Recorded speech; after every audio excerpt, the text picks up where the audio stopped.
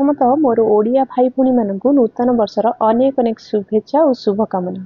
आज आम नुआ वर्ष उपलक्षे एमती गोटे नुआ जालीदार छेना परी नरम पिठा बनवा जहाँकि पार्टी रखु रखु मिल आउ खाइले फिल हम जमी आम रसगोला कि छेनापोड़ खाइला परी बहुत नरम आ बहुत टेस्टी लगी थाए। नमस्कार, टेस्ट ऑफ उत्कल रे आपण समस्त को अनेक अनेक स्वागत। एमती गोटे छेना परी जालीदार आउ टेस्टी पिठा बनवाई ये देखु मु गोटे मेजरिंग कप रे गोटे कप अरुआ चाउल नहीं।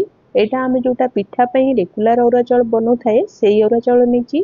आपको एवं आम भल भाव में 2 ରୁ 3 थर धोईकी 5-6 घंटा ये आम भिजे नवा। देखु ये भल भाव में पानी देकी एबे 5 ରୁ 6 घंटा भिजे देवी।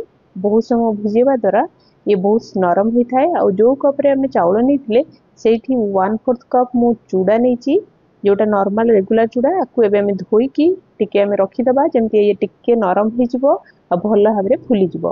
एबे आम ताको रखीदबा। एबे चाउल आमर या भितर भल भाव में बतरी गलानी 5 ରୁ 6 घंटा पर मुझे देखुची। देखो चाउल भल भाव में बतुरी जाइए।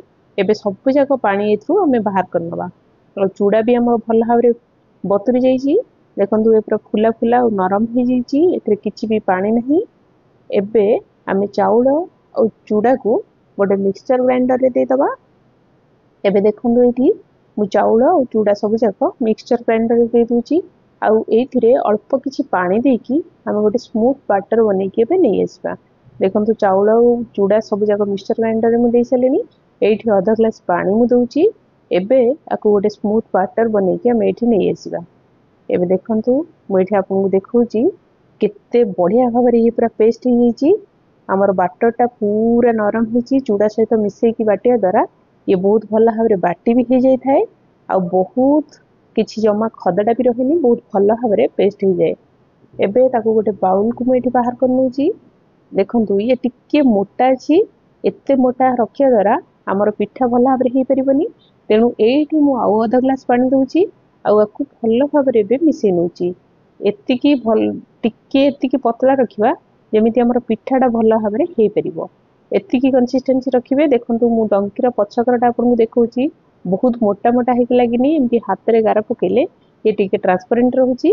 एबे एठी टिके एठी स्वाद अनुसार लूण आउ टिके मु आधा टेबल स्पून बेकिंग पाउडर दूची। बेकिंग पाउडर देबा द्वारा आमर पिठाटा बहुत फुला फुला बनी थाए। बेकिंग सोडा मु देनी एठी मन रखु ये बेकिंग पाउडर देबे आपको भल भाव में मिसई नवा। ये कंसिस्टेंसी की देखु एतिकी रखिबे। एबे एमती गोटे उपम छांच मु नहीं जो टिके आम घी मु स्प्रेड कर देची जोटा कि बास्ना बहुत बढ़िया आसी थाए। जेहेतु आम पिठाटा टिके मीठा टाइप रो पिठा बनाऊे तेणु ये मु घीर स्मेलटा बहुत बढ़िया आसो, खाया को बहुत भल लगे। ये घी स्प्रेड करी आमती चामच रे गोटे गोटे चामच देकी पूरा फुल करनी कारण ये फुला फुला बनव। ये 3 मिनिट या कभर दे देती और 3 मिनिट पर देखु केते बढ़िया भाव में फुली जाइए। एबे आपको टिके सब जाक मुझे ओल्टे नौची। देखु पछटा केते जाली जाली ही बनी पिठा आमर बहुत नरम होची। एबे एमती गोटे गोटे करके सब पिठा को ये ओल्टे नौची जमती ऊपर पाटा भल भाव में स्टीम हो पार। एबे पुणी ताको आम 3 मिनिट कभर देदबा। एबे ये मुझे देखु 3 मिनिट कभर दे दूची पुणी थे। एबे खोलिकी आपन को देखौची पूरा पिठा आमर भल भाव में पूरा देखु पूरा नरम भी होती और भल भाव में ये स्टीम भी हो जाइए। एबे आपको गोटे गोटे करके सब जाक बाहर कर दूची। एबे पुणी जदि आपको सेकेंड टाइम दवाई आपन को दरकार पड़ुची एबे पुणी थे किछि तेल बा घी एमती टिके स्प्रेड कर नियंतु। एबे भल भाव में एमती गोटे गोटे करके पुणी थे बाटर को दे दियंतु। मो वीडियो आपन को पसंद आसिले लाइक गोटे निश्चय करेंगे। चैनल ले नुआ थिले सब्सक्राइब करने को भूलिएनि। पाखरे थिबा बेल आइकन को मन करके क्लिक करंतु। मु अपलोड करबा नेक्स्ट वीडियो रो नोटिफिकेशन आपन को आगे दिबो। एबे नेक्स्ट पेज दे देली। एबे गोटे सस्पेन रे मु अल्प टिके पानी दउची। एठी मु आधा लीटर क्षीर दउची। तले फर्स्ट पानी दबा द्वारा हमर क्षीरटा बेसी तले लागि न थाए तेणु एठी ट्राई करबे प्रथमे टिके पानी दबा पई।